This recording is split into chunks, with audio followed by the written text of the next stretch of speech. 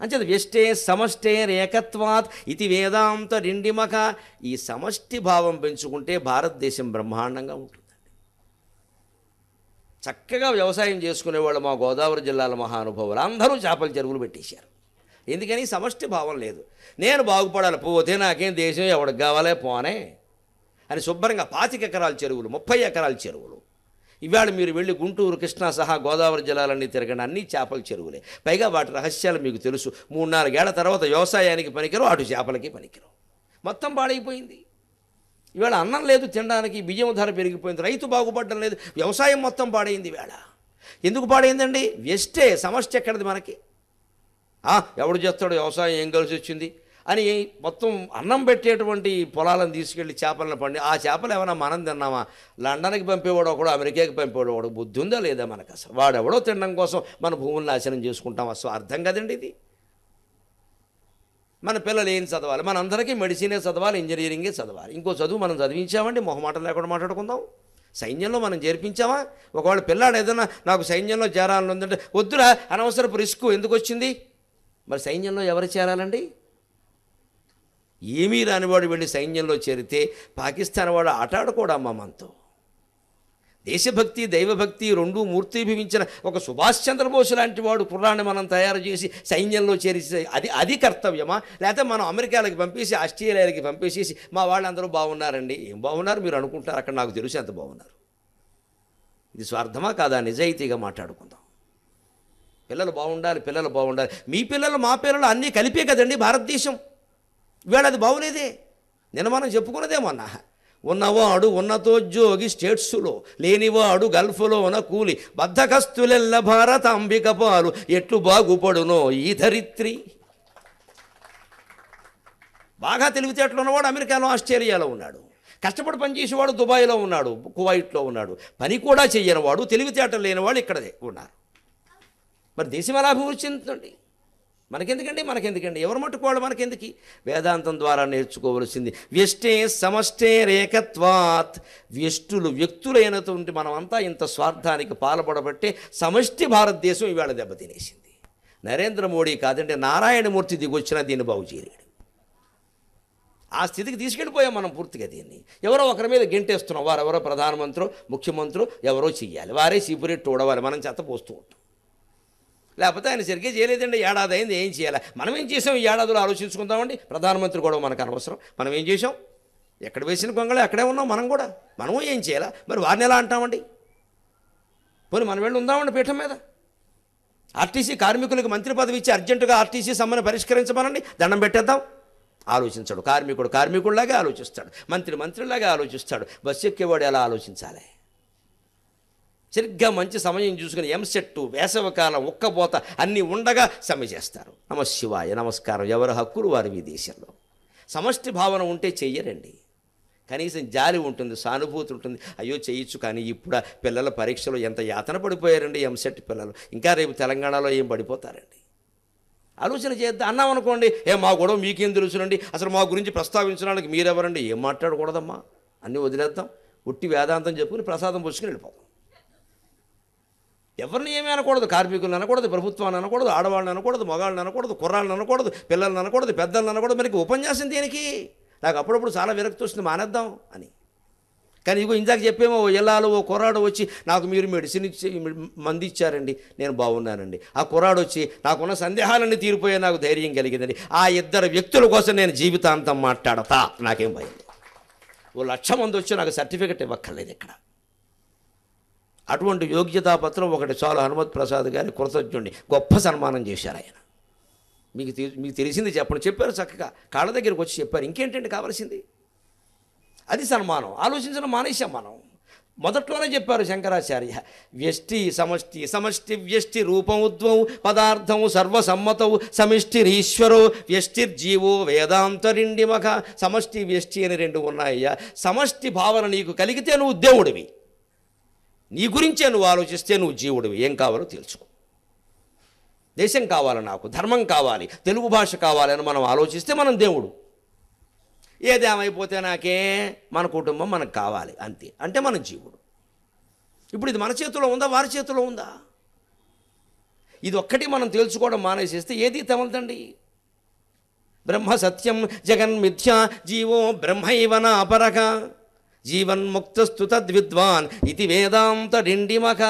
శంకరాచార్య సిద్ధాంతంలో చాలా ప్రత్యేకమైన మాట. బ్రహ్మ సత్యం జగన్మిథ్య. ప్రత్యర్థులు అదిరిపోయి చెమటలు పట్టేసిన మాట వాళ్ళకి. అయ్య బాబోయ్, ఏం తీర్చేసాడు రా, ఏం తీర్చేసాడు రా, వెక్కిరించిన మాట, వేళాకోళం చేసిన మాట. తెలుసుకుందాం నిజమో కదా, ప్రత్యక్షంగా రుజువు చేసుకుందాం. బ్రహ్మ సత్యం జగన్మిథ్య, జగత్తంతా మిథ్య అంటే ఎవరు నమ్ముతారండి? అర్థమవుతుంది. అపార్ట్మెంట్లో ఉన్న వాళ్ళందరికీ అర్థమవుతుంది. నాకు అర్థమైంది. కష్టపడి సైనిక్పురిలో లక్షలు పెట్టి అపార్ట్మెంట్ కొన్నాం. ఆ మధ్యలో కూర్చున్నాం, నేను మా ఆవిడాను. కూర్చుని ఇది మందేనా? మందే. గరికపాటి నరసింహరావు సన్ ఆఫ్ సూనియర్ అన్న 30 ఏళ్ల క్రితం పోయిన మా నాన్న పేరు కూడా రాశారు అక్కడ. మంద కాకపోతే ఎలాగా? లక్షలు ఇచ్చినవాడు నేనా మీరా? ఇచ్చాం. ఇది మందా కాదా? ఈ గోడ మందేనా? కాదు. అక్కడ ఇంకోటి ఉన్నాడు దగ్గుబల్లి దొగ్గయ్య, కామన్. ఈ గోడ మందేనా? ఇక్కడ ఇంకో వారణాసి వెంకట్రావు ఇంకోటి తెచ్చాడు, వాడికి నాకు కామన్. పైన ఇంకో వెర్రుబుర్రలు వెంగళప్ప ఉన్నాడు, వాడికి నాకు కామన్. సీలింగ్ ఫ్యాన్ మందే, సీలింగ్ మంది కాదు. పోనీ కింద మందేనా? కాళ్ళు పెట్టుకున్న చోటు మందే. కింద ఇంకోడు ఉన్నాడు, ఎవరు చిల్డ్రన్ ఆర్ డిస్టర్బింగ్ మీ అని పైకి వస్తూ ఉంటాడు. ఈ గోడ మంది కాదు, ఆ గోడ మంది కాదు, పైన మంది కాదు, కింద మంది కాదు, మధ్యలో శూన్యానికి 30 లక్షలు ఇచ్చామమ్మా. జగన్మిథ్య. ప్రత్యక్షమైన ఉదాహరణ. వేదాంతంలోకి వెళ్ళక్కల రజ్జు సర్పభ్రాంతి, ఘటాకాశం పటాకాశం అక్కల. అపార్ట్మెంట్లో ఉన్న వాళ్ళందరికీ తొందరగా వేదాంతం వస్తుంది. నాకు కూడా హైదరాబాద్ సైనిక్పురి వెళ్ళాక వచ్చింది. అమ్మ ఏం బాగా చెప్పాడు. ఇంకా పక్కాగా చెప్పచ్చు. మా అపార్ట్మెంట్లో 20 అపార్ట్మెంట్లు ఉన్నాయి. మా దాంట్లో 500 గజాల స్థలం ఉంది కింద. 20 మందికి ఆయన ఏం చేశాడు మా బిల్డరు, దస్తావేజులు 2 ఉంటాయిగా. ఒకటి రూల్స్ రెగ్యులేషన్స్ వ్యవహారం, ఒకటి కింద స్థలం 500 గజాలు 20 మందికి పంచి 25 గజాలు నాకు ఇచ్చాడు. నాకు ఈ వేదాంత 2 మంది చదువుకున్నాను. నేను ఆయనతో సరదా కన్నా, ప్రకాష్ గారు నా 25 గజాలు ఎక్కడుందో నాకు చూపించమన్నా. అలా అడగకూడదు అన్నాడు ఆయన. అదేంటి నా పేరు రాశావు? గరికపాటి నరసింహరావు అనే పేడపై నువ్వు స్థలం రాయిపోతే అపార్ట్మెంట్ ఎందుకండి? కొనం మనం స్థలం రాయాలి. స్థలంలో మనకు హక్కు ఉండాలి. 25 గజాలు నా పేరు రాశారు ప్రకాష్ గారు మీరు, దీనికి హద్దు లేవన్నా. మరి అపార్ట్మెంట్కి హద్దులు రాశారు. తూర్పుని శ్మశానం, మాకు పడమటి శ్మశానమే ఉంది. అది కూడా సెంటిమెంట్ పెట్టారు కొందరు. శ్మశానం పక్కన ఈజీ గోయింగ్, డోంట్ వర్రీ అన్నాను నేను. పిల్లలు ఇబ్బంది పడకుండా ఉంటారు, వదిలే అన్నాను. ఏం అవ్వలేదండి, 4 ఏళ్ళుగా అక్కడే ఉన్నాను. అన్నిటికీ ఆంజనేయ స్వామి ఉన్నాడమ్మా. భగవంతుని మీద విశ్వాసం ఉండాలి. పిచ్చి మాటలు పెట్టుకుని ఊరికి పిచ్చి నమ్మకాల్లో పడద్దండి. ఈశాన్యం, వాయవ్యం, ఆగ్నేయం అనుకుంటాం. అవన్నీ సౌకర్యాలు. వాస్తంతా ఇంజనీరింగ్. అందులో నమ్మకాలు దేవుళ్ళు ఏం లేవు అక్కడ. ఆ అగ్నిదేవుడు వచ్చి ఇక్కడ కూర్చోడానికి బోల్డు మంది పనులు ఉన్నాయి అక్కడ.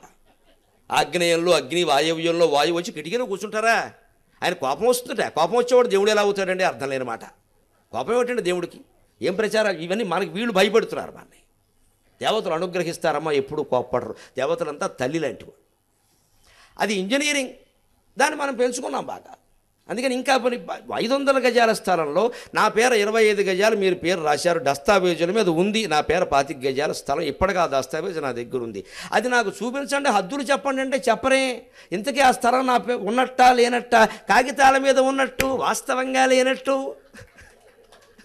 మరి ప్రపంచమంతా అంతే. శంకరాచార్య చెప్పింది వాస్తవంగా, వ్యావహారికంగా ఉంది, పారమార్థికంగా మిథ్య.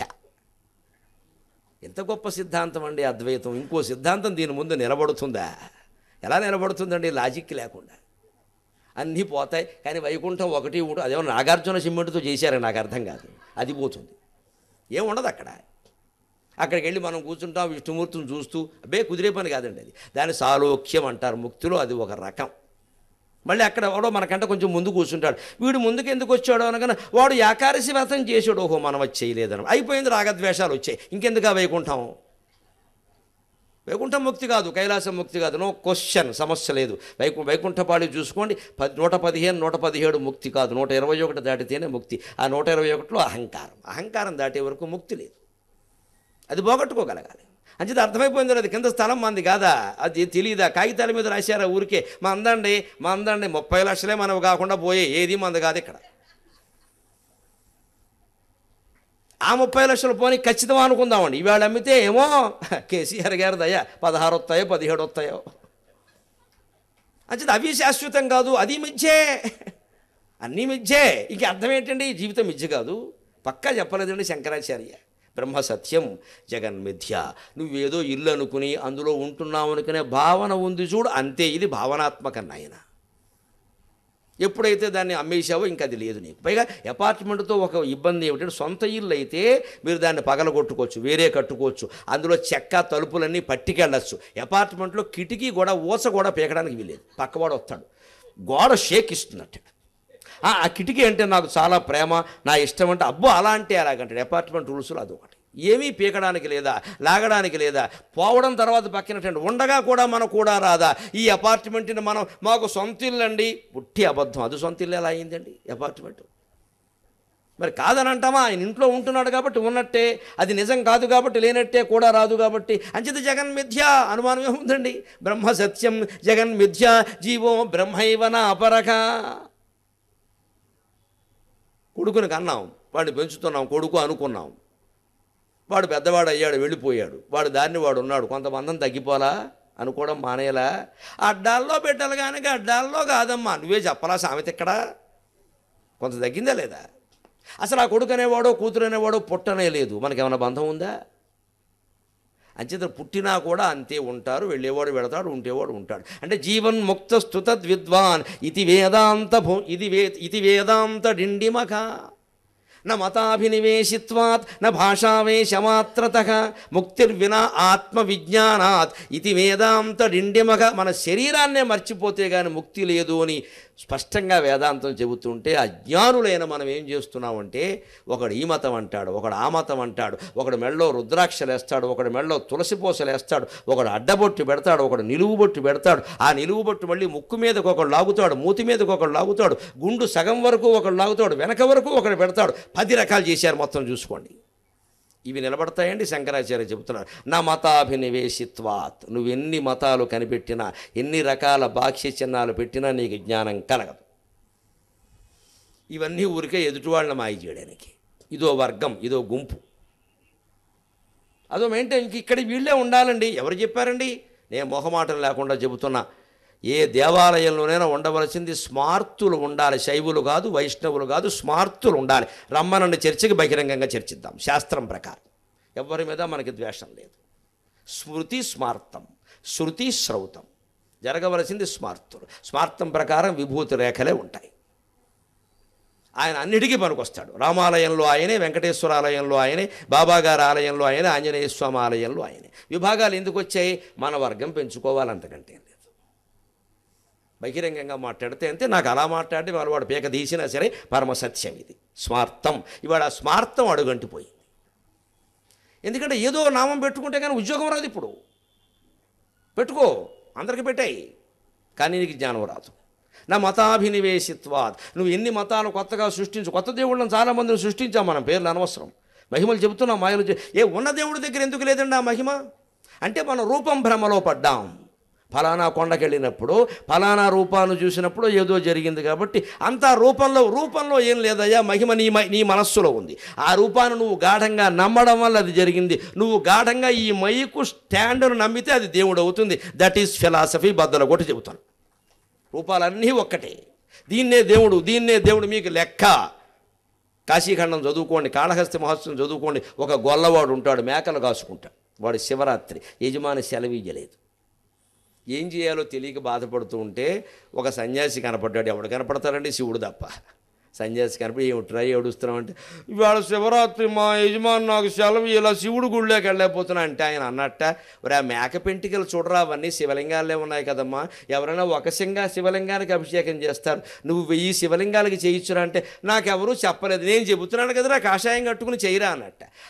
ఆ మేక పెంటికలన్నీ ఓ చోట చేర్చివాడు నమశివాయ నమశివాయ నమశివాయ అని దగ్గరలో ఉండే చెరువులో నీళ్లు పట్టుకుని అభిషేకం చేస్తే సహస్రలింగేశ్వర స్వామి అక్కడ ఆవిర్భవించాడు. మేకపెంటికి దేవుడైనప్పుడు ఈ మైకు కాదండి, ఈ కుర్చీ కాదండి, ఈ శరీరం కాదండి, ఇలాగే ఆ శరీరం కూడా అయింది. ఇంకా ఒక స్త్రీ వ్యామోహం ఉన్నవాడు ఉన్నాడు. ఆచంట, పశ్చిమ గోదావరి జిల్లా ఆచంట క్షేత్రం కథ. వాడు 2 మిత్రులు. వాడు అందులో ఒకడు శివరాత్రికి ఏదో కాశీయాత్ర పెట్టుకున్నాడు. వీడు నేను రాలేను, దాన్ని విడిచిపెట్టి నేను రాలేను, వీడు కూడా వీడికి అదే శివుడు. సరేరా నీ కర్మ అన్నాడు. వాడు పోయాడు. వీడు ఈవిడితో ఆవిడ వ్యతిరేకి ఏమితే కర్మ, జన్మానుకో శివరాత్రి ఈవేళ కూడా వచ్చి పడ్డాం. కానీ వాళ్ళు ఆ రోజుల్లో వేసాలండి, వాళ్ళ డ్యూటీ మైండెడ్. వాళ్ళు కూడా పద్ధతి, ధర్మశాస్త్రం అది, మా డ్యూటీ మైండెడ్. వాడి దగ్గర డబ్బు తీసుకున్నాం అని పాపం ఏదో తన ధర్మం ఏదో తను చేసింది, వేసే ధర్మం ఉంది అక్కడ, మనం చర్చించద్దు ఆ విషయం ఉంది. ఆశ్చర్యంగా వాడు రాత్రి 12 అయిందండి, పడుకున్నారు కదా ఇద్దరూను. ఆ పై వస్త్రం మన్నించండి చెప్పాలి తప్పదు కూడా చెబుతున్నాను, పై వస్త్రం తొలగిపోయింది. కాళహస్తి మహత్యంలో ఉన్న కథ, కాశీఖండంలో ఉన్న కథ. వాడికి అప్పుడు అనిపించింది అయిపోయిందిగా, ఎంతసేపు అండి ఇందాక చెప్పుకున్నదే, సుఖం అల్పం బహు క్లేశో, దీనికోసం కాశీయాత్ర మానేశా, ఏమిటి పొందిన సుఖం పావుగంట అని వాడికి అప్పుడు వైరాగ్యం వచ్చింది. అయ్యో ఎంత దుర్మార్గుణ్ణి నేను, మిత్రుడేమో కాశీయాత్రకి వెళ్ళాడా శివరాత్రికి, నేను ఇక్కడ దీన్ని బట్టుకు ఏడుస్తున్నాను. ఎంతైనా బ్రాహ్మడేనండి, వాడికి ఆ చదువుకున్న మంత్రాలు అవి చా ఏదో ఒకటి అయింది, మడో దడో మలో మైలో నాకు అనవసరం, నా మనస్సులో శివుడున్నాడు, నన్ను క్షమిస్తాడు. నమ సోమాయ చ రుద్రాయ చ నమ శివాయ చ శివతరాయ చ నమ శంభవే చ మయోభవే చ నమ శంకరాయ చ మయస్కరాయ చ నమ శివాయ చ శివతరాయ చ అని ఆ స్త్రీ వక్షోజానికి అభిషేకం చేశారండి. ఆ చంటేశ్వర స్వామి ఆవిర్భవించాడు అక్కడ. అది ఆచంట క్షేత్ర మహత్యం, చదువుకోడు పురాణాలు. ఇంత అసహ్యకరమైన పరిస్థితుల్లో ఆ స్త్రీ వక్షోజము శివుడైనప్పుడు, అంత అసహ్యకరమైన పరిస్థితుల్లో మేకపెంటికలు శివుడైనప్పుడు, మన జీవితంలో మన శరీరంలో మన ఇంట్లో మన ఒంట్లో ఏది శివుడు కాదండి, మన అజ్ఞానం. కానీ నిన్నే రూపముగా భజింతు మదిలో, నీ రూపు మోకాలో స్త్రీ సన్నో కుంచమో మేకపెంటికయో ఈ సందేహముల్మాన్పి నా కన్నారన్ భవదీయమూర్తి సగుణాకారంబుగా చూపవే చిన్నీరేజ విహారమత్త మధుప శ్రీకాళహస్తీశ్వర. దుర్జటి రచన పద్యం. శ్రీకృష్ణుడు అర్జునుడు కూర్చొని మాట్లాడుకుంటున్నారు. బావా నాకు రోజు సాయంత్రం శివాలయానికి వెళ్ళడం అలవాటు, నేను వెడతా అన్నట్టు అర్జునుడు. ఉండవయ్యా, ముఖ్యమైన విషయం, మీ రాయబారం మీ గొడవ మాట్లాడుతుంటే నువ్వు శివాలయం అంటే, ఈ రాజకీయాలు ఎప్పుడూ ఉండేవే. నేను ఈయన కృష్ణుడు దేవుడని నమ్మకం కలగడం, ఈయన శివుడు దేవుడు ఈయనకి. కానీ ఆయన జీవితాంతం కాపాడింది కృష్ణుడు, భేదం లేదు కదండి. కృష్ణుడు నువ్వు నన్ను గొలవలేదు అనలా, ఆయనే శివుడు అని ఆయనకి తెలుసు, అర్జునుడికి తెలియపోవచ్చు. కానీ అందుకే కృష్ణుడు చెప్పాడు, అర్జునుడు విన్నాడు, తెడలేదా.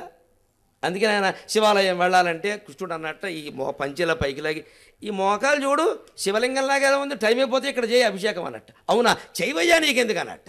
ఆయన కూడా అక్కడ నమ శంభవే చ మయోభవే చ నమ శంకరాయ చ మయస్కరాయ చ నమ శివాయ చ శివతరాయ చ అని మోకాలకు అభిషేకం చేశాడు. ఆ మోకాలు శివలింగంగా మారింది. కృష్ణుడు చెప్పేటప్పుడు శివుడు లేనిది ఎక్కడయ్యా, పని మానుకుని అడుగుతున్నావు. కానీ దయచేసి గ్రహించండి, పని దేవుడు, పని మానుకుని పూజలు చేయకండి. రకరకాల దీక్షలు పడుతున్న వాళ్ళు కొత్త విద్య నేర్చారు ఈ మధ్యన. ఇరుముళ్ళు పెట్టిన నెత్తి మీద గడ్డిమోపు మోయకూడదు, చాలా తప్పు మాట. గడ్డిమోపు, ఇరుముడు ఎంత పవిత్రమో గడ్డిమేపు అంత పవిత్రం, అది నీ డ్యూటీ.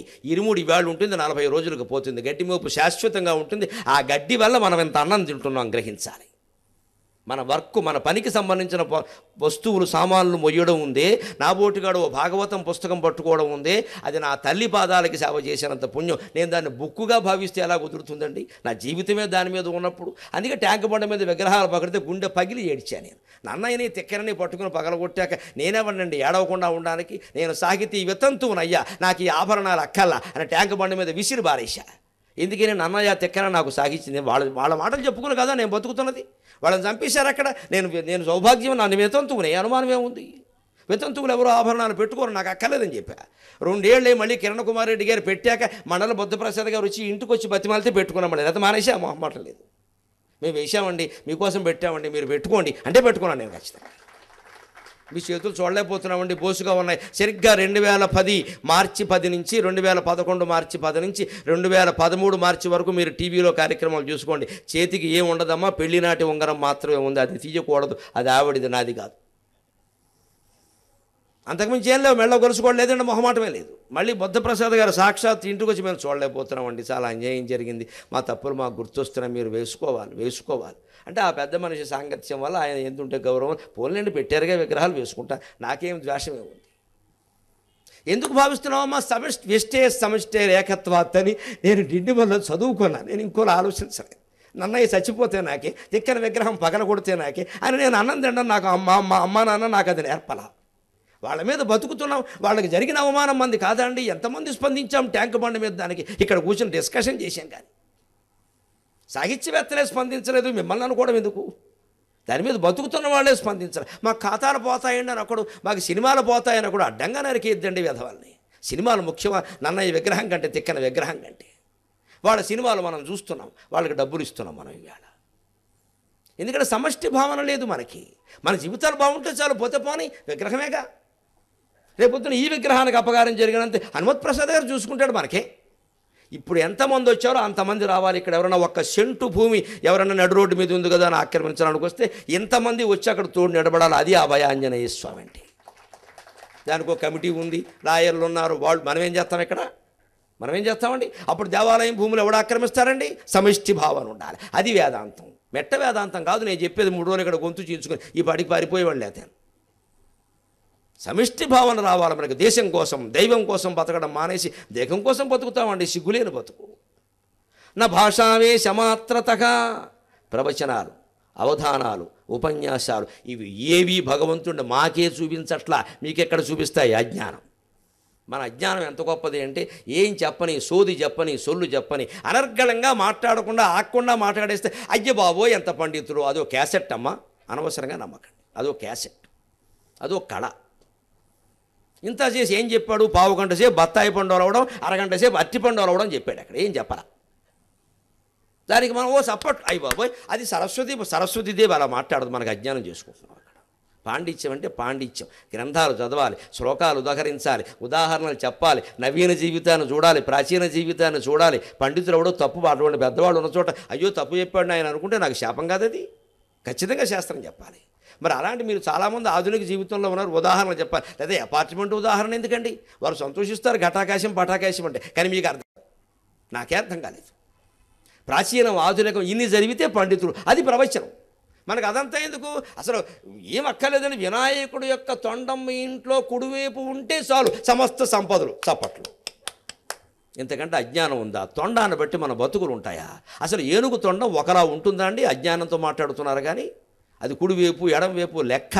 దానికో శాస్త్రమా? మనం పుట్టించాం ఇవన్నీ. ఎక్కడ వినాయకుడు అక్కల్లా, వినాయకుడు జీవితం అక్కల్లా, వినాయకుడు తల్లిదండ్రుల చుట్టూ ప్రదక్షిణం చేశాడు అక్కల్లా. తొండం కావాలి మనకి. ఇప్పుడు ఆ బొమ్మ ఎక్కడ ఉందనగానే ఒకడు వ్యాపారం పెట్టి తొండం కుడివైపు ఉండే బొమ్మలో 1,00,000 తయారు చేస్తాడు. నమశివాయ. అది మనం ఇంట్లో పెట్టుకుంటాం. లాఫింగ్ బుద్ధ అదో పెద్ద దరిద్ర బొమ్మడు తయారైంది ఈ మధ్యన. ఇంత లావు పొట్టేసుకుని నవ్వుతూ ఉంటాడు. అది ఉంటే ఐశ్వర్యం వస్తుంది. ఆ బుద్ధ బొమ్మలు అమ్ముకున్నవాడు వాడు బుద్ధి కలిగిన వాడు, మనం బుద్ధి లేని వాళ్ళం. బొమ్మను బట్టి ఐశ్వర్యాలు వస్తాయండి. టీవీలో ఒక ఆయన చెబుతున్నాడు, కనబడితే భక్తి టీవీలో పగలగొట్టేద్దామని చూస్తున్నాండి. హయగ్రీవ స్వామి అనుగ్రహం కావాలంటే గుర్రం బొమ్మ ఉంటే చాలు. అంటే హయగ్రీవ స్వామి గుర్రం అయిపోయాడా? ఆయన కర్మ కాలిపోయి. గుర్రం బొమ్మ ఉంటే హయగ్రీవ స్వామి అనుగ్రహమా? సింహం బొమ్మ ఉంటే అమ్మవారు అనుగ్రహమా? అంటే మన మనస్సు ఏం లేదా ఇక్కడ? బొమ్మలను బట్టి మన జీవితాలు ఉంటాయండి. ఈ భాషాభినివేశాన్ని బట్టి, మతాభినివేశాన్ని బట్టి జ్ఞానం కలగదు. ముక్తిర్వినా ఆత్మ విజ్ఞానాత్. మా ఇంటికి ఒక పెద్ద మనిషి వచ్చాడు 2 ఏళ్ల క్రితం. వెంకటేశ్వర స్వామి విగ్రహం చూశాడు. మీరు ఎవరో ఇచ్చిందేగా, అన్నీ మీరు ఇచ్చినవే, నాకేమున్నాయి? అది పైన పెట్టాం ఇవన్నీ చేయించి. ఆయన పెద్ద వాస్తాడు, నాకు తెలియదు. ఇంత చేసి ఆయన ఎందుకు వచ్చాడు? కార్యకర్త. నన్ను మీటింగ్కి తీసుకెళ్ళడానికి వచ్చాడు. ఆయన పని ఆయన చేసుకోవచ్చుగా. అనవసరపు వాగుడు. కూర్చుని ఇక్కడ నేనేదో లోపల తయారవుతాను. వచ్చాక ఏమండి మీరు ఆ వెంకటేశ్వర స్వామి విగ్రహం అలా పెట్టారేమిటని. ఏ అన్న? అది గుమ్మం కేసి చూస్తోంది, సింహద్వారం కేసి చూడకూడదుట. అలా పెట్టి ఏ అన్న అంటే ఐశ్వర్యం అంతా అలా వెళ్ళిపోతున్నారు. నేను చాలా చమత్కారంగా చెప్పాను. మాకు బోల్డ్ ఐశ్వర్యం ఉందండి, ఎదురింట్లో వాళ్ళకి లేదండి, వెళ్ళిపోవడం కోసమే నేను అలా పెట్టాను. నాకు బోల్డ్ ఉందండి, వెళ్ళిపోనండి, ఏమవుతుంది చూద్దాం. పుట్టినప్పుడు ఐశ్వర్యం మొలతాడు కూడా లేదు ఇక్కడ. బోల్డ్ ఐశ్వర్యం తర్వాత వచ్చింది. ఇది ఉంటుందా? మనం పోతాం, మిగిలింది పిల్లలు పట్టుకెడతారు. ఇక్కడ ఏమో పిల్లలు పట్టుకెడతారు, ఎవడు పట్టుకెడతాడు నాకేం తెలుసు. అది ఐశ్వర్యం పోవడం ఏంటంటే అర్థం లేని. ఐశ్వర్యం కోసం బతుకుతామా? ఐశ్వర్యం లేకుండా మనం లేవా? వెంకటేశ్వరం అటు చూస్తే ఐశ్వర్యం వెళ్ళిపోయిందా? నేను వెంటనే అన్న చమత్కారం అలవాటు కాబట్టి. పక్కింటి వాళ్ళు ఎదురింటి వాళ్ళు బాధపడుతున్నారండి, వాళ్ళకి చాలా పిల్లలకి పెళ్లి చేయాలి, చాలా ఖర్చులు ఉన్నాయి, అందుకే నేను అలా పెట్టానండి, వెళ్ళిపోనండి అనడా. మరి అంతే, నా దగ్గర చెప్పకని చెప్పాను. అప్పుడు ఒకసారి లేచి చుట్టూ చూడు వెర్రిమొఖమా అన్నాను నేను. చుట్టూ వెంకటేశ్వర విగ్రహాలు 4 ఉన్నాయి, 4 దిక్కులు చూస్తున్నాయి. బయటికి వెళ్ళింది మళ్ళీ లోపలికి వచ్చింది కదా, నువ్వు బయటికి పోదని చెప్పాను. ఏమిటండి అజ్ఞానం? అది ఆ విగ్రహాలు చూడ్డాన్ని బట్టి మన ఇళ్ళు మన వాకిళ్ళు ఉంటాయండి. మతం అంటే ఇదా? ఈ స్థాయికి తీసుకొచ్చి మనం అజ్ఞానంలో పడుతున్నాం. దానివల్ల కుదరదు, నువ్వు జ్ఞానం పొందాల్సిందే. ఇంకో మాట, అవిజ్ఞాతే జన్మ నష్టం, విజ్ఞాతే జన్మ సార్థకం, జ్ఞాతురాత్మా నదూరే స్యాత్ ఇది వేదాంత డిండిమఖ. తెలుసుకోకపోతే ఈ జన్మంతా వృధా. అవిజ్ఞాతే జన్మ నష్టం, విజ్ఞాతే జన్మ సార్థకం. తెలుసుకుంటేనే సార్థకం. పైగా తెలుసుకుందామనే ఉందండి, 3 రోజులు విన్నామండి, నిజంగా తెలుసుకోవాలని ఉందండి. ఎక్కడుందండి? ఎక్కడుండవేమిటాయ? శ్రోతురాత్మా నదూరే స్యాత్. నీ ఆత్మే నువ్వని చెబుతున్నా మళ్ళీ ఎక్కడికో వెళ్ళి బతుకుతావు దాన్ని.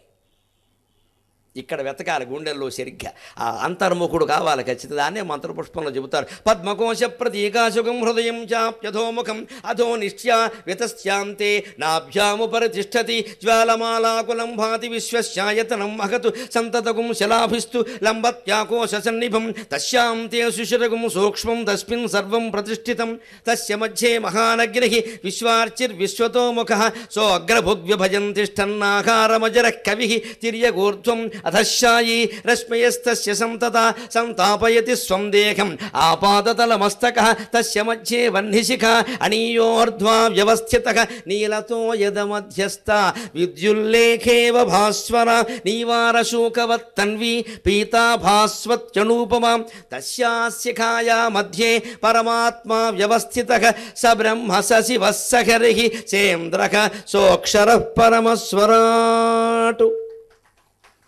రోజు అక్కడ దేవుడి దగ్గర చదువుతారండి. పువ్వు పట్టుకున్నామా, ఆకు తీసుకున్నామా, నీళ్లు పోసామా, పైన పోసామా, కింద పోసామా, అర్థం వాడు చెప్పరు, మనకు అక్కల్లా. ఇంత సరిపోయింది మొత్తం అంతా. తెలుసుకుందామని ప్రయత్నం చేశామా, మంత్రపుష్పం పుస్తకాలు ఉన్నాయి, వారు చెప్పకపోవచ్చు, వారి పని కాదు అది, వారి డ్యూటీలు వేరు. మనం చదువుకోవచ్చు, మంత్రపుష్పం అర్థంతో ఉన్నాయి, చదువుకోవచ్చు, అందరూ చదువుకోవచ్చు, అందులో తప్పేం లేదమ్మా, దానికి కులభేదమేం లేదు, ఏ భేదం లేదు, జ్ఞానభేదమే. అర్థమైతే చదువుకోలేకపోతే కొంచెం ఆగు, తర్వాత అర్థమవుతుంది. అధోనిష్ట్య సరిగ్గా ఈ మెడ కింద గొంతు కింద ముచ్చిలు గుంట అంటారు ఇక్కడ సరిగ్గా అధోనిష్ట్య, దీని నిష్ఠి అంటారు. వితస్తి అంతే, వితస్తి అంటే జానెడు, పైనుంచి ఇలా బొట్టన వేలు పెట్టి సరిగ్గా జానెడు. నాభ్యాముపరతిష్టతి, బొడ్లో వేలు పెట్టి పైకి జానెడు. అక్కడ ఎవరో బొడ్లో వేలెడుతున్నారు, ఇంటికి వెళ్ళి పెట్టుకోండి. వారెవరో పక్కవారి బొడ్లో వేలెడుతున్నారు, అది మరీ ప్రమాదం. ఇక్కడ నాభ్యాముపరతిష్టతి, ఇక్కడ నిలబెట్టు సరిగ్గా చూడండి. ఈ జాన రెండు ఎక్కడ కలిశాయి? ఇక్కడ ఇది దైవస్థానం, జీవుడు ఉండే స్థానం ఇది. హృదయం ఇక్కడ ఉన్నది, రాసిన వాడికి తెలియదు, మనకి తెలియదు. అక్కడ లేదు హృదయం, అక్కడ ఉండేదాన్ని గుండె అంటారు. హృదయం ఎక్కడ ఉంటుంది? ఈ మధ్యలో సరిగ్గా ఈ జానడి ఇక్కడ, ఈ జానడి ఇక్కడ, రెండింటికి మధ్యలో ఇది. అందుకే మీరు గమనించండి, మెడలో ఏ హారం వేసుకున్నా, రుద్రాక్షలు వేసుకున్నా, తులసి పోసలు వేసుకున్నా, చివరికి మంగళసూత్రం వేసుకున్నా, కొలికి పోసి అక్కడికి వస్తుంది. అది దైవం, అది దైవం. అక్కడ నీ ఇష్టదైవం బొమ్మ పెట్టుకుంటారు. ఆంజనేయ స్వామి ఇష్టం ఉన్నప్పుడు ఆంజనేయ స్వామి బొమ్మ పెట్టుకుంటారు, అమ్మవారి బొమ్మ ఇష్టం ఉంటే అమ్మవారు, అంటే ఆయన అక్కడ ఉన్నాడని. అందుకే ఆ పూసలో ఉండడు అమాయకుడు, నమస్కారం, పూసలో ఉండడు, పూస ఉన్న చోట ఉంటాడు. ఈయన ఇల్లు ఎక్కడ అంటే ఫలానా చోట అంటే అక్కడికి వెళ్ళి కూర్చుంటే ఇంట్లోకి వెళ్ళవా? ఇంట్లో ఉంటాడు ఆయన, రోడ్డు మీద ఉండగా. మనం ఎలా తయారయ్యాం? ఆ హారం వేసుకుంటే చాలు, అక్కడే హారం ఉన్న చోట ఉండడు ఆయన. అది ఎక్కడ? అది కేవలం సంకేతం, దాన్ని పట్టుకు. ఈ కొలికి పోసు, అది దేవుడు బొమ్మ పెడతారు అక్కడ. ఓ ఈ దేవుడు ఇక్కడ ఉన్నాడు అంటే ఇక్కడ ఉన్న దేవుడిని సాధన చేయాలి, లోపలికి చూడాలి, బయటకు చూసేలాగా. అప్పుడు లోపలికి చూడటం అలాగా శివతత్వమే.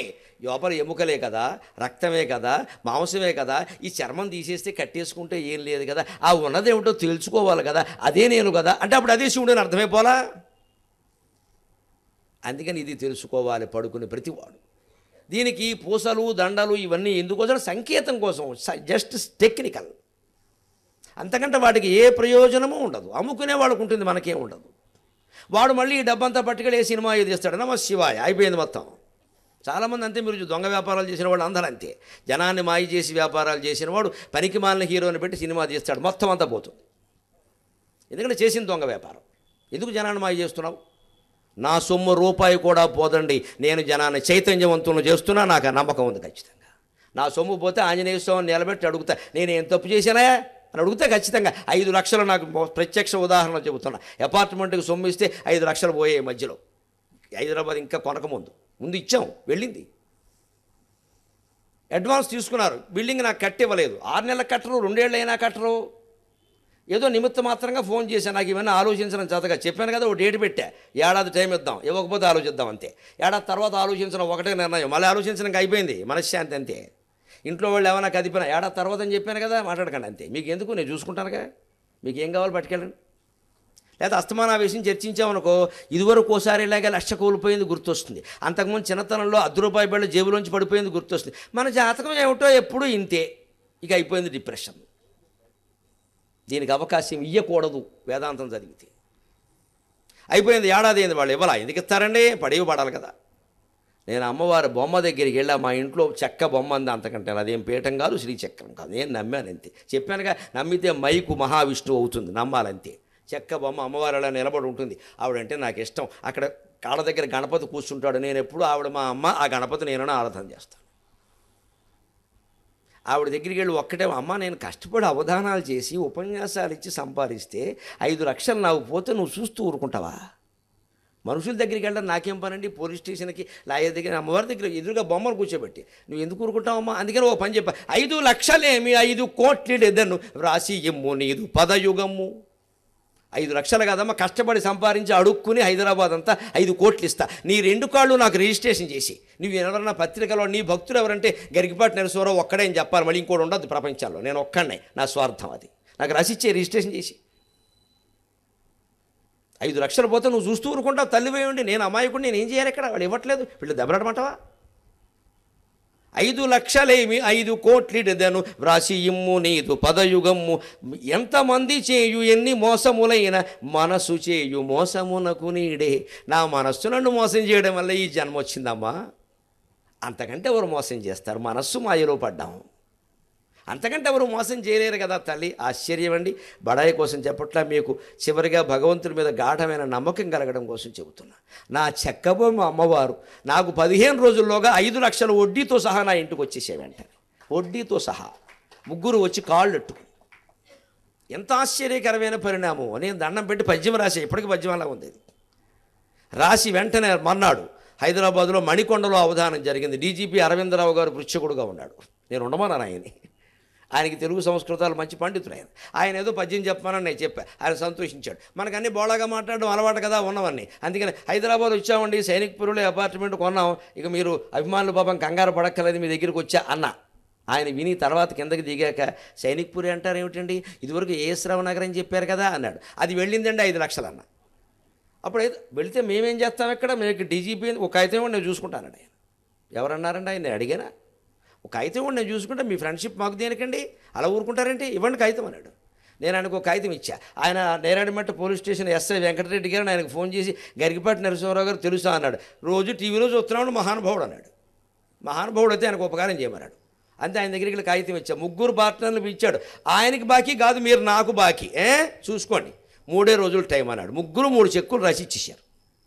దెబ్బకు వసూలైపోయిన మొత్తం 15 రోజుల్లో. ఇది కూడా ఎందుకు చేశాను మొహమాటం లేకుండా చెబుతున్నా. ఆందోళనని పోగొట్టుకోండి, భగవంతుడి మీద ఆధారపడండి. నాకు ఆందోళన కలిగింది, ఎందుకంటే పిల్లలు ఆక్షేపిస్తారు, నాన్నగారు ఏంటో ఏం చేసినా అన్నీ పోతున్నాయి అంటారు. అవడం ఇందులో కొంక, నేను పడాలి ఇవన్నీ. అమ్మ పిల్లలు ఆక్షేపిస్తారమ్మ, పక్క వాళ్ళు నేను లోకువైపోయాను, మెత్తడి వాడిని అయిపోయాను అని బొమ్మ బొరుసు వేసా. అసలు విషయం చెబుతున్నా. 5 లక్షలు వసూలు చేయమంటావా మానేయమంటావా? బొమ్మ ఎత్తే వసూలు చేస్తా, ప్రయత్నం చేస్తా, బొరుసు ఎత్తే మానేస్తా అని ఖచ్చితంగా వెయ్యాలి. ఇలా మళ్ళీ నేను బొమ్మ వేస్తూ బొమ్మ పడితే బాగుండు అనకూడదు, ఏమనొద్దు, ఏం పడితే చేసేయి, మాట్లాడుకో, లాటరీ అంతే. వేసాం, బొమ్మ పడింది అంటే ఏంటి, వసూలు చేయమని చెబుతోంది ఆవిడ. అందుకని కాగితం ఇచ్చా. 15 రోజుల్లో వచ్చాయి. పైగా విచిత్రం, అప్పుడు కూడా ఓ మొక్కు మొక్క వచ్చిందనుకో, వడ్డీ నీది అసలు నాదన్న, బేరమే పక్కగా ఉండాలి. 11,000 వడ్డీ వచ్చింది. 11,000 వడ్డీ వచ్చింది. వడ్డీ అమ్మవారి గుళ్ళో వేశా, కనకదుర్గ గుళ్ళో వేయలా. వైభవం ఉన్న ఆలయాలు అక్కడ నేను వేసేది ఏమిటంటే చాలామంది వేస్తారు. రోడ్డు పక్కన ఎక్కడ గ్రామదేవతల గుళ్ళు ఉన్నాయో, ఎక్కడ పూజారికి తిండి లేకుండా పోతుందో అక్కడికి వెళ్ళి 11 గుళ్ళల్లో 11,000 వేశా. భగవంతుడి ముందు చెబుతున్న అక్షరం అబద్ధం లేదు. 11 గుళ్ళల్లో 11,000 లెక్క పెట్టుకుని జేబులో పెట్టుకుని 1000 రూపాయల నోటు ఎవరికి కనపకుండా కారు అక్కడ ఆపడం, దండం పెట్టుకోవడం, ఆ ఉండిలో బారేయడం వచ్చాడు. నాకు అనవసరం ఎవరు తీసుకున్నారు. అది చిన్న గుడి, ఆ అర్చకుడికి బహుశా బతుకుండదు అక్కడ, పోనీ వాడు బాగుంటాడు. కనకదుర్గ గుళ్ళోనూ తిరుపతిలో నేనేసే దేవుడు 3 మంది ఉన్నారు అక్కడ. ఈ భావన మనకు ఉండాలి. చిన్న చిన్న గుళ్ళు అర్చకులు ఇబ్బంది పడుతున్నా ఉన్నాయి, అందరూ పుణ్యక్షేత్రం పుణ్యక్షేత్రం పుణ్యక్షేత్రం. అక్కడ 1000 కోట్లు పెరిగిపోయే ఏమవుతున్నాయి తెలియట్లా. పల్లెటూళ్ళలో గుళ్ళోనేమో అర్చకుడికి తిండి లేదు, పెళ్ళి లేదు. పల్లెటూరు గుళ్ళకెళ్ళి మీ ఊళ్ళో గుడి చాలు, ఎవరి ఊరు వాళ్ళకి తిరుపతి, ఎవరి దేవుడు వారికి వెంకటేశ్వర స్వామి. అక్కడ మాత్రమే లేడు ఆయన, విశ్వం అంతా ఉన్నాడు. తిరుపతిలో ఏం మకాం పెట్టు కూర్చోలేదు అక్కడ. అలా ఉంటాను ఆయన ఎక్కడ చెప్పాల. ఇది భగవతత్వం గ్రహించాల్సిన విధానం. ఇప్పుడు ఒక్క చివరి మాట చెప్పుకుని మనం సెలవు తీసుకుందాం. ఇంత నిశ్చింత పొందినా మనకు ఒక్క అనుమానం వస్తుంది. మీరు అన్న మహాయోగులు ఉన్నారండి, రమణ మహర్షి కానీ, షిరిడీ సాయి కానీ, లేదు జిడ్డు కృష్ణమూర్తి గారు కానీ, సన్యాసులు యోగులు భారతీయ తీర్థస్వామి కానీ, మహానుభావులు చాలామంది ఉన్నారండి. కానీ వాళ్ళకు కూడా ఏవో అనారోగ్యాలు రావడం, రోగాల పాలవడం, బాధలు పడడం చూస్తున్నాం. రమణ మహర్షి క్యాన్సర్ పుండు వచ్చింది. రామకృష్ణ పరమహంసకి క్షయరోగం ఏదో వచ్చింది, చాలా ఇబ్బంది పడ్డాడు, వచ్చింది. మరి ఇంతంత శక్తులుండి వాళ్ళు దైవస్వరూపాలు జ్ఞానాలు అయితే వాళ్ళకి ఎందుకు వచ్చేయండి అని మనం అంటాం వెంటనే. దానికి వేదాంత రెండుమల్లో శంకరాచార్య చెబుతున్నారు.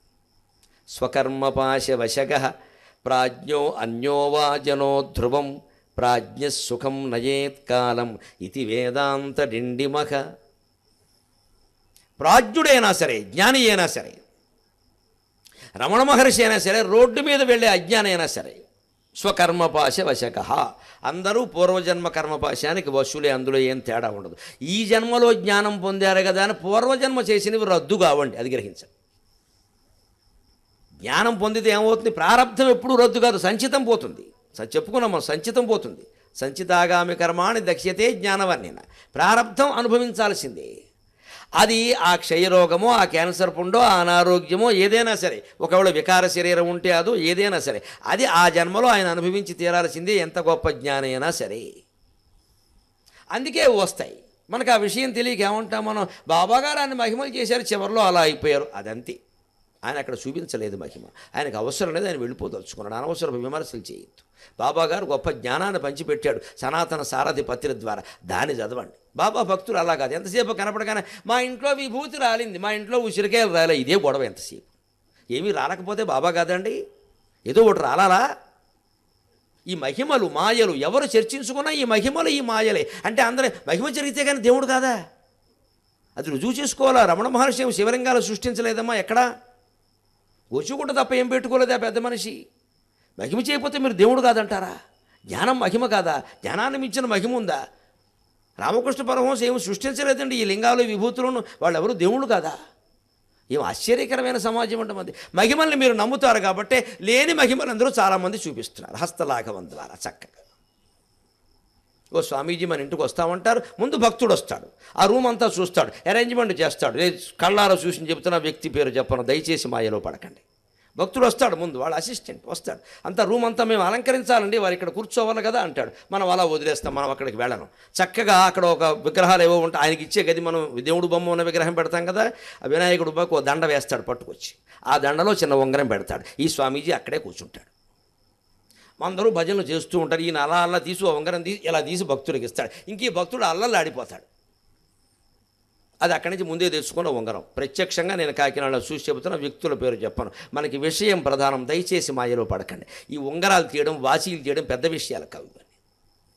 ఇవి తీసేవాళ్ళు కాదు, వాళ్ళు దేవుళ్ళని వెనకాల అవన్నీ ఒకవాళ్ళు నిజంగా తీసిన యోగశక్తి. అది పోతుంది, అది ఉండదు. అది ప్రాప్తి ప్రాకామ్యం ఈశత్వం. ప్రాప్తి అంటే ఎక్కడో ఉన్న వస్తువుని ఇక్కడికి తేవడం, ప్రాకామ్యం అంటే కొత్త వస్తువును సృష్టించడం. చేయొచ్చు, మహాయోగ శక్తి ద్వారా చేయొచ్చు. అది నిలబడవు, పోతాయి. దాన్ని బట్టి కాదు మీరు అంచనా వేయవలసింది. ఆ స్వామి సుందరకాండలో అవసరమైనప్పుడు ఆ సిద్ధులు చూపించాడు, కానీ ఖాళీగా కూర్చొని మళ్ళీ ఎప్పుడైనా రాముడు ఇలా రావయ్యా అంటే ఇక్కడి నుంచి ఎగరలేదు, నడిచే వెళ్ళాడు. ఎందుకు అవసరం? కాఫీ హోటల్కి వెళ్ళి ఇడ్లీ తెమ్మని చెప్పడానికి మంత్రం ఉపయోగించాలి ఏమిటి? ఇక్కడ సప్లయర్ ఉన్నాడు, తెస్తాడు, 10 రూపాయలు ఇస్తే ఇంకా బాగా తెస్తాడు. దీనికి యోగ సిద్ధులు దేనికి? ఈ సిద్ధుల్ని మహిమల్ని మనం నమ్మడం మొదలుపెట్టే బాగా మాయగాళ్ళు ఎక్కువైపోయారు. ఇక అది ఇస్తాం, శక్తిపాతం, పక్షపాతం, 10,000 కట్టాయి, 25,000 కట్టాయి, దీపాలు ఇట్టాయి. ఇవన్నీ ఎందుకు వస్తున్నాయి? మన అజ్ఞానం. స్పష్టంగా చెబుతున్నారు శంకరాచార్య. ఎంత ప్రాజ్ఞుడు, నిజమైన జ్ఞాని. ఒక రమణ మహర్షి, ఒక సాయిబాబా, ఒక కృష్ణమూర్తి గారు, ఇలాంటి కృష్ణమూర్తి గారు ఒక్క మహిమ చేయలేదండి ఎక్కడ. ఆయన మీరు తత్వవేత్త కాదంటారా? పుస్తకాలు చదవండి, ఎంత మహానుభావుడు. ఏమి జ్ఞానం అంటే అసలు బుర్ర పగిలిపోయింది నాకు. యోగ వాసిష్టాన్ని మించిన జ్ఞానం అది. ఇంతకంటే ఎవడన్నా చెబుతాడా అనుకున్నాను. ఆయన మామూలు ఊరికే లుంగి కొట్టుకుని కూర్చుంటాడు. ఆయన దేవుడు కాదా? ఆయన జ్ఞాని కాదా? దేవుడు అంటే ఖచ్చితంగా ఓ సోలమో, ఓ చక్రమో ఉండాలో, ఓ కిరీటమోను లెక్క.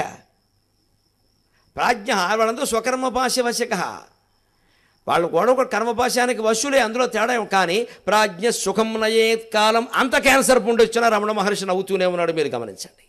భక్తులందరూ వచ్చి ఆపరేషన్ చేయిద్దామంటే, రే ఎర్రగా ఉందిరా, ఎవరో వంకి పడితే పైన కెంపు పెడతారు చూడు, అదే అమ్మా నీకెందుకు బాధ అన్నాడు ఆయన ఆనందంగా ఉన్నాడు. రామకృష్ణ పరమహంస చరిత్ర మీరు చదవండి, ఎంత అద్భుతమైన విషయమో. ఆయన రోగానికి ఆయన తట్టుకుని అమ్మవారు తట్టుకోలేకపోయింది. అమ్మవారు కనపడి కావాలంటే తీసేస్తానయ్యా అంటే, వద్దమ్మా ఇది ప్రారంభ శరీరం, మళ్ళీ నువ్వు తీస్తావు, దీనికోసం ఇంకో శరీరం వస్తావు, నీ లిటికేషన్కి నేను లొంగనని చెప్పాడే. వద్దు, నాకు ఇది అనుభవించి తీరాలి. అమ్మవారు స్వయంగా ప్రత్యక్షమైన ఈ రోగం తొలగిస్తారంటే, వద్దమ్మా నేను అనుభవిస్తా. ఆ రామకృష్ణ పరమహంస పుట్టిన మట్టిలో పుట్టిన చాలండి ఈ జన్మకి అదృష్టం. అది మహాయోగి లక్షణం. ప్రాజ్ఞ స్వకర్మ వశక. ఆయనైనా అంతే, మనమేనా అంతే. అందరం స్వకర్మ పాశానికి వశులమే. వాళ్ళని ఏదో తక్కువ వాళ్ళు అనుకోకండి. మహిమ చూపిస్తేనే గొప్పవాడు కాదు. కానీ తేడా ఏమిటి? అది ఉన్నా కూడా వాళ్ళు ఆనందంగా గడిపారు, మనం గడపలేకపోతే. అదే తేడా. ప్రాజ్ఞ సుఖం నయేత్ కాలం. ప్రాజ్ఞుడైన వాడు సుఖంగా గడుపుతాడు, లేనివాడు ఇబ్బందులు పడతాడు. అంటే ఆ ప్రాజ్ఞత పొందడం మనం పొందగలిగితే కష్టాలు ఇవి కాదు, ఇంకో 10 రానివ్వండి. అందుకే దేవుడి దగ్గరికి వెళ్ళి కష్టాలు తొలగించమని దండం పెట్టకండి దయచేసి. నేను అలా పెట్టను మొహమాటం లేకుండా. కష్టాలు ఎదిరించే ధైర్యం ఇమ్మని పెడతా. ఆంజనేయ స్వామిని మనం అడగాలి. 100 కష్టాలు రానివ్వండి, ఎదుర్కొంటాం. మనకు ధైర్యం ముఖ్యమండి. సముద్రం దాటే స్వామి మన దగ్గర ఉంటే బోడి కష్టాలు మన ఏం చేస్తాయండి? అదొక కష్టాలు. ఆర్టీసీ బస్సులు లాంటివి కష్టాలండి. వస్తే ఓసారే 10 వస్తాయి, లేదా సాయంత్రం వరకు బస్సు ఉండదు. కష్టాలండి, పెద్ద విషయం అది. వస్తే ఓసారి 10, సాయంత్రం వరకు బస్సు ఉండదు. కానీ గమనించండి, మీరు ఏ బస్సు కూడా 10 రావచ్చు, ప్రతి బస్సు 5 నిమిషాల తేడాలో వెళ్ళిపోతుంది. ఉండే బస్సు డిపోలో ఉంటుంది, స్టాండ్లోకి రాదు. స్టాండ్లోకి వచ్చిందంటే వెళ్ళిపోతుంది. మన జీవితంలో కష్టం వచ్చిందంటే మనం సంతోషించాలి. కర్మ అనుభవించేస్తున్నా, వెళ్ళిపోతుంది, గొడవలేదమ్మా, అయిపోయింది. వచ్చిందిగా వెళ్ళిపోతుంది. జ్వరం వచ్చింది తగ్గదా? లేకపోతే చచ్చిపోతాంగా, మరి అది వదిలిపోవడమేగా. ఇంక మళ్ళీ జ్వరం రాదుగా, పోతే గొడవలేదు. ఇంకా ఏదైనా వదిలిపోతుంది. వచ్చిన కష్టం బస్సు వెళ్ళిపోయినట్టు వెళ్ళిపోతుంది. అందుకని ఆ వచ్చిన కష్టం వెళ్ళిపోయింది కదా అని ధైర్యం, ఇది ఒక్కడే తగ్గించి కడుపునే పోటీ తగ్గిస్తే వేదాంతం ఏంటి మనం తర్వాత చూద్దాం. తర్వాత కాళ్ళనే పోస్తుంది. అది దీని మించి ఉంటుంది. అది మంచిది. ఇది తగ్గించు, అది తగ్గించు, ఇది పెంచు, వాళ్ళకి పెళ్లి చేయి, వీళ్ళకి ఉద్యోగం, ఇవన్నీ మన పనులు కాదండి. అవన్నీ ఆయన ఇస్తాడు. అయ్యో దేవుడు ఎందుకు ఇవ్వడం? ఇస్తాడు. అజ్ఞానంలో పడేస్తాడు బాగా. నీకు అది కావాలన్నావు కదరా, పుచ్చుకో.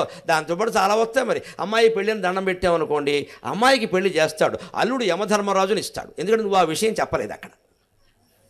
అమ్మాయికి పెళ్లి చేయమని అడిగావు, సంబంధం కుదరకపోవడం వల్ల. కానీ అల్లుడు చాలా మంచివాడై ఉండాలి, వాడికి ఇలా అని అన్నీ చెప్పాలి. అందుకని ఎప్పుడు వరం లెక్క. అల్లుడిని అడిగావు, ఎవడైతే అనాకానిగా వాడు బారేస్తాడు, వాడు ఏడిపించుకు తింటాడు. పెళ్లి కానప్పుడైనా ఎవరా అనిపిస్తుంది. అప్పుడు మళ్ళీ ఏమంటావు? మంచి అల్లుడిని, మంచి అల్లుడు వీడిని మంచి చేయాలా? ఎన్ని మొక్కుతావు? అందుకే ప్రాజ్ఞత అనేది ముఖ్యం. జ్ఞానం పొందితే అల్లుడు ఎలా ఉండని, కూతురు ఎలా ఉండి, మనం ఎలా ఉండి, భార్య ఎలా ఉండి, ఎవరు ఎలా ఉన్నా మనం ఆనందమయ్యే స్థితిలో ఉంటాం. ఎప్పుడైనా వెళ్ళిపోతాం, ఇబ్బంది ఎలా. చివరిగా ఒక్క మాట. వేదాంత భేరీ ఝంకారక ప్రతివాది భయంకరక శ్రూయతాం బ్రాహ్మణై శ్రీమద్ దక్షిణామూర్త్యనుగ్రహాత్. ఇది వేదాంత భేరీ ఝంకారం. ఇది మత్తెక్కినటువంటి తుమ్మెద వేదాంతం అనే మకరందాన్ని సేవించి చేసే ఝంకారం. ఇది వినేవాడికి, అర్థమైన వాడికి, భక్తుడికి, జ్ఞానం కలిగిన వాడికి ఝంకారం, లేనివాడికి ధనుష్టంకారం. ప్రతివాది భయంకర. లాయర్లకు ఉంటుంది ఇంటి పేరు. పిబి శ్రీనివాస్ ప్రముఖ గాయకుడు, ఆయన ఇంటి పేరు ప్రతివాది భయంకరం. వెంకటేశ్వర సుప్రభాతం రాసిన మహానుభావుడు. ప్రతివాది భయంకరం అన్నన్న స్వామి. ఎంత దుర్మార్గం అంటే 1,00,000 ప్రతులు వేస్తారు సుప్రభాతం. ఆయన పేరు అయ్యారు. నాకు మంటెత్తిపోతుంది చూస్తే. అది సుప్రభాతం రాసినవాడు పేరు అయ్యారా చాలామందికి తెలియదండి.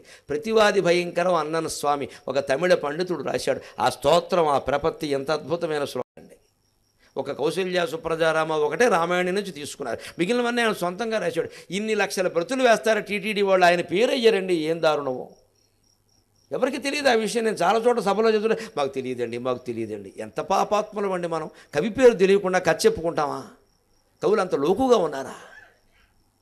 ప్రతివాది భయంకరం ఆయన ఇంటి పేరు ఎందుకు వస్తుంది? లాయర్లకే వస్తుంది. ఇది ఈయన కోర్టులో నిలబడి వాదిస్తే అవతల వాడు టారే, అప్పుడు ప్రతివాది భయంకరం ఇంటి పేరు అయింది. అది వేదాంత భేరీ ఝంకారం కూడా మనకి ఝంకారం. ఆసక్తి ఉండి వింటున్నాం. మన శత్రువులకి, మన కష్టాలకి ప్రతివాది భయంకరక. దానికి భయంకరమైనటువంటి ఇంత వేదాంతం తెలుసున్నవాడిని వీడికి కష్టం వచ్చినా వీడు లొంగడు. కాబట్టి కష్టాలు పారిపోతే మన దగ్గరికి రావు. అసలు లొంగన వాడి దగ్గరికి ఎందుకు వస్తాయండి? నేను లొంగనబో, నువ్వు వస్తే నాకేంటి? మనకి జ్వరం వచ్చింది, పడుకుందాం ఆనందంగా, నమశివాయ అనుకునే అవకాశం వచ్చింది. మన వైరల్ ఫీవర్ వచ్చింది, నవజీవన వేదం మానేవలసి వచ్చింది. నాదే పొరపాటు. పాపం వాళ్ళు చాలా మంచివాడు, ఏబిఎన్ వాళ్ళు ఏం లోపం చేయాలి. నాకు గొంతు ఇబ్బంది వచ్చింది, మానేశాను. ఏమనుకున్నాను అప్పుడు అలా పడుకుని మాట్లాడడానికి లేదు, గొంతు నొప్పెడుతోంది. పడుకుని నమశివాయ 24 గంటల పాటు 10 రోజుల పాటు నమశివాయ జపం చేశానమ్మా. ఎంత శక్తి వచ్చి ఉంటుందో మీరు ఆలోచించండి. రోగం అనుకుంటే ఎలాగండి? భగవంతుడు ఇచ్చిన భోగం అండి అది. వైరల్ ఫీవర్ రోగం ఎందుకైంది? మానేసాం, 14 రోజుల పాటు పనులు మానేసాం. ఏమైంది? మానేస్తాం. మనం ఆరోగ్యంగా ఉంటే మానేస్తారా? అందరూ వచ్చి ఎత్తిమి కూర్చుంటారు. ఇగో రేపు పుష్కరాలకి ఇప్పటి నుంచి బుక్ అయిపోయాం. ఇక్కడ ఖాళీ లేదు. ఇక్కడ ఇంకా పుష్కరాలు 3 నెలలు ఉన్నాయి, మొత్తం బుక్కే. రాజమండ్రిలో పెట్టారు మాకం. 16 టీవీ ఛానల్స్ కూడా ఇంటి దగ్గర కూర్చున్నారు వచ్చి అక్కడ. ఫోన్లు. గొంతు బాగున్నప్పుడు అమ్మయ్య మొన్నే బాగున్నాను అనుకున్నాను నేను. గొంతు బాగాలేదు, నా జోలికే ఉండరాలేదు, మళ్ళీ వచ్చి మీద పడిపోతున్నారా అందరూ. ఆనందంగా తీసుకోగలగడం ముఖ్యం. కష్టం రావడం సుఖం రావడం సమస్య కాదు. సుఖస్యానంతరం దుఃఖం, దుఃఖస్యానంతరం సుఖం. ఇది చక్రం వస్తూనే ఉంటుంది, వద్దన్నా కుదరదు. శరీరం ఉన్నంతకాలం తప్పదు. ఇది ఈ దగ్గర ఈ భేరీ మీకు ఝంకారం అవుతుంది, మీ ప్రతివాదులకు భయంకరం అవుతుంది. శ్రూయతాం బ్రాహ్మణై శ్రీమద్ దక్షిణామూర్తి అనుగ్రహాత్. ఆ దక్షిణామూర్తి యొక్క అనుగ్రహం వల్ల ఈ 3 రోజుల ప్రవచనానికి వచ్చి వింటున్నటువంటి మీ అందరి ఇళ్లలో ఈ భయం పోవడం, ఆందోళన పోవడం వల్ల నిత్యము జ్ఞాన సంపన్నులై అభయాంజనేయ స్వామి కృప వల్ల ఆనందంగా ఉండండి అందరూ. స్వస్తి ప్రజాభ్య పరిపాలయంతాం న్యాయేణ మార్గేణ మహీం మహీషాః గోబ్రాహ్మణేభ్యస్తు హుమస్తు నిత్యం లోకాః సమస్తాః సుఖినో భవంతు. స్వస్తి.